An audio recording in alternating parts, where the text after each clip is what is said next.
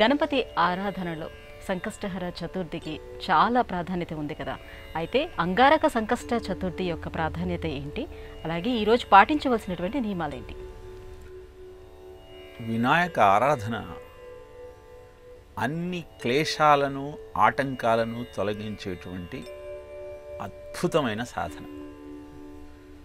అందుకే ప్రతి నెలలో వచ్చే శుక్ల చతుర్థి, కృష్ణ చతుర్థి, మొదటిది వరసిద్ధి వినాయకుడైతే రెండవది సంకటహర చతుర్థి అంటాం. అంటే నువ్వు కోరిన కోరికలన్నింటినీ తీర్చేది వరసిద్ధి వినాయకుడైతే, ఆ కోరికలను తీర్చే సమయంలో వచ్చేటువంటి ఆటంకాలన్నింటినీ హరించేవాడు సంకటహరుడైనటువంటి వినాయకుడు. మనం సంకటహర చతుర్థి గురించి తెలుసుకోబోయే ముందు ఒక విషయం జ్ఞాపకం పెట్టుకోవాలి. పూజ అనే శబ్దానికి అర్థము పూహ్యేన జాయతే ఇది పూజ అని.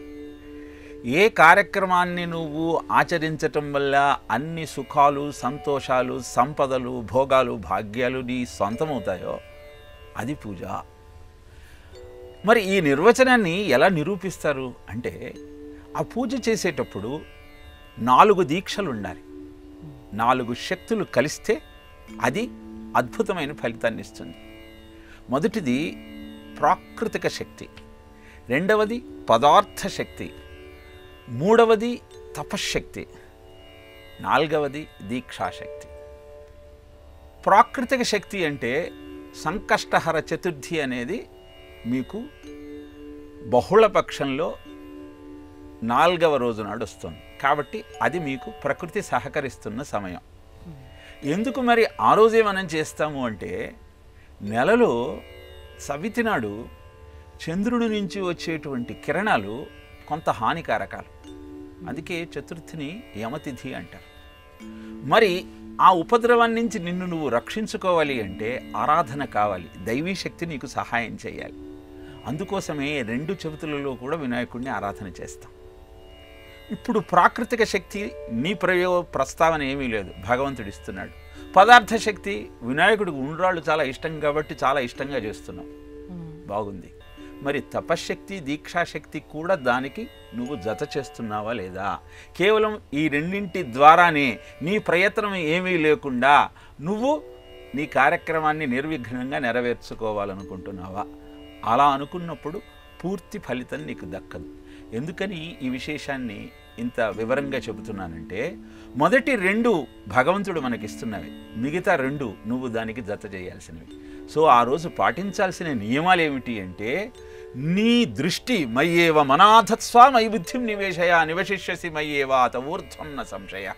మనస్సును బుద్ధిని రెండింటిని ఆ గణపతి యందే మగ్నం చేసి ఉపవసించి సాయంత్రం పూట ఆయనను అర్చించి దేవాలయానికి వెళ్ళి షోడశోపచారాలతో పూజించి తిరిగి ఇంటికి వచ్చిన తరువాత నీవు ఆహారాన్ని స్వీకరించు.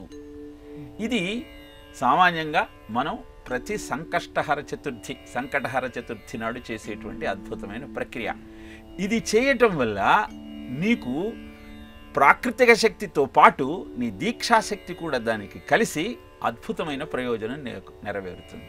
ఇక ఇది మంగళవారం నాడు వస్తుంది కాబట్టి అంగారక సంకటహర చతుర్థి. ఎందుకంటే కుజుడు సైన్యాధిపతి అంటారు జ్యోతిష శాస్త్రంలో, రజోగుణాన్ని చాలా ఫెరోషియస్గా ఉంటాడు. నీలో ఉన్నటువంటి క్రియాశక్తిని సంస్కరించి నీకు సరైన మార్గాన్ని చూపించేటువంటి ముహూర్తమే సంకటహర చతుర్థి. బ్రహ్మదేవుడు అంతటి వాడు ఈ సృష్టిని రచన చేయాలని కూర్చున్నప్పుడు అనేకమైన ఆటంకాలు వచ్చాయి. శ్రేయాంసి బహువిఘ్నాని అని శాస్త్రం. ఏదైనా మంచి పని చేద్దాం అనుకుంటే అవాంతరాలు వస్తాయి. ఏం చేయాలి అని పరమాత్మను ధ్యానిస్తే అప్పుడు ఆ స్వామి ఓంకారం రూపంలో అద్భుతమైన ప్రసన్న కటి వరదంతో, అంటే వినాయక రూపంలో ఏనుగు ముఖంతో ఆయన ముందు ప్రత్యక్షమయ్యాడు. అప్పుడు ఈయన వక్రతుండ మహాకాయ కోటి సూర్య సమభ్రవ నిర్విఘ్నం కురుమే దేవ సర్వకార్యేషు సర్వదా.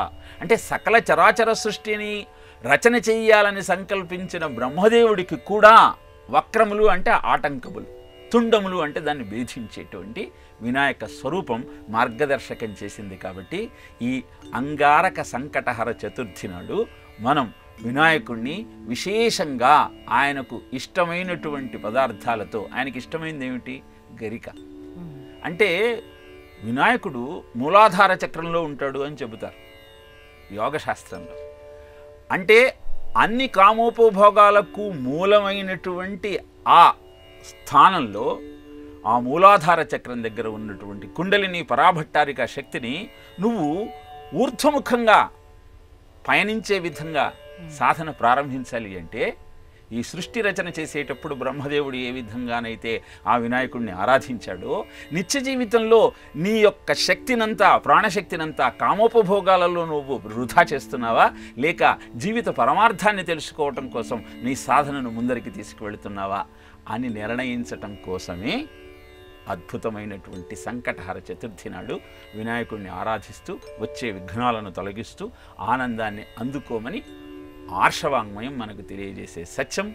ఇది మంగళవారం రావటం మహాశుభప్రదం కనుక ఇంకా ఎక్కువ విశేషమైన ఫలితం నీకు దక్కుతుంది కనుక అంగారక సంకటహర చతుర్థి నాడు అందరూ తప్పకుండా వినాయక ఆరాధన చేసి ఆనందమైన జీవితానికి సోపానాలు నిర్మించుకునే ప్రయత్నం చేయాలి.